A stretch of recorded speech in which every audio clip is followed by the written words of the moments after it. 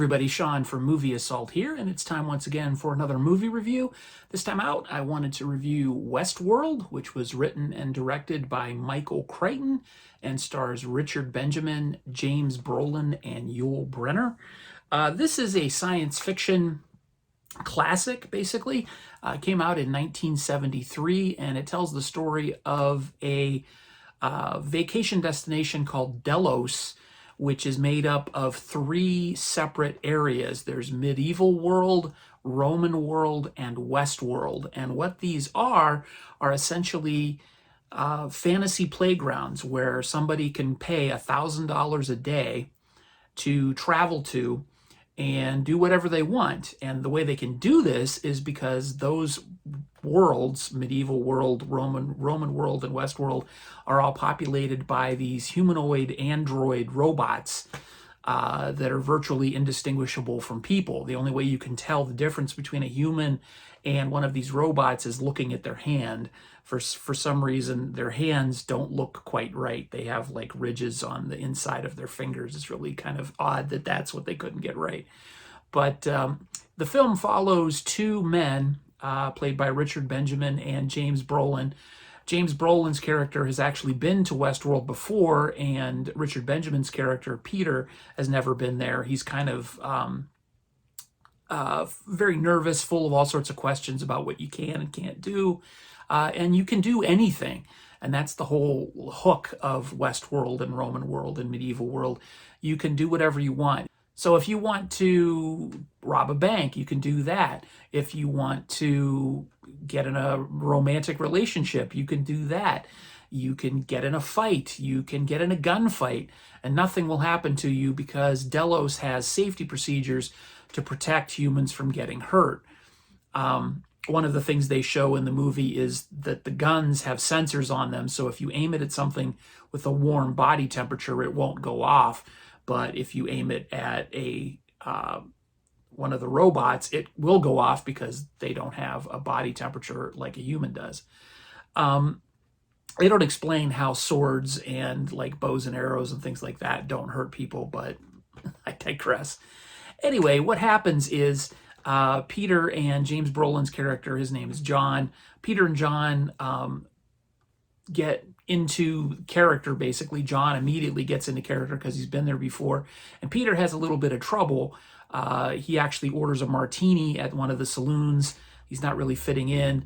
And he immediately gets picked on by this very stoic-looking gunslinger played by Yul Brynner, and that's actually his character's name, is the Gunslinger, who bumps into him and then starts insulting him for him spilling his drink.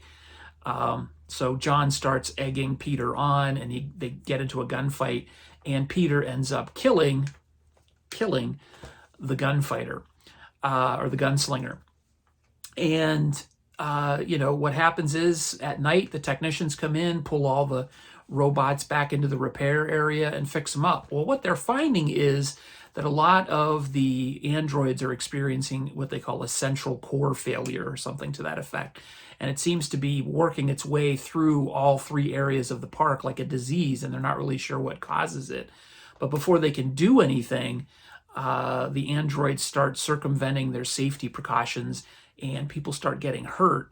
And one thing leads to another, and that first encounter with the gunslinger is not the last encounter that Peter and John have with the gunslinger. And it sort of ramps up into a pretty decent suspenseful thriller. Very entertaining movie. It sounds like, I may have sounded like I spoiled a lot, but I didn't, because there's a whole lot more to it. But Yul Brynner's character, that's him here. He's a man of few words, or a robot of few words. He's got this sort of expressionless face all the time. He looks like this all the time.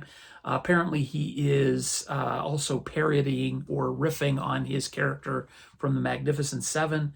But he's creepy as all hell. It's just a lot of fun to watch him pursue Peter and John, especially Peter. Very entertaining, and despite sort of the 1973 representation of future technology and some of the dated special effects, it's still a very entertaining science fiction thriller.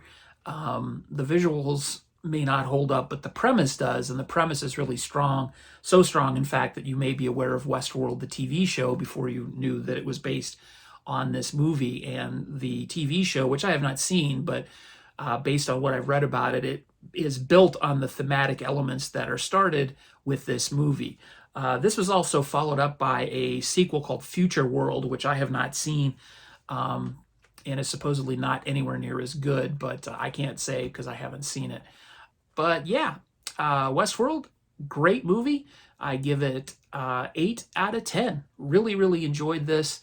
And if you're looking for a science fiction classic, definitely check this out. I picked this up at Hamilton Book for $4.95.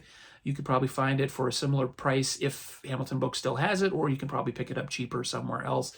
But it is well worth the money. Check it out. Thanks for making it to the end of the video. Like always, if you've made it this far, I really appreciate it. If you have not done so yet, please subscribe and click that notification bell to get notified when my next video goes online. Thanks for watching, everybody. Take it easy.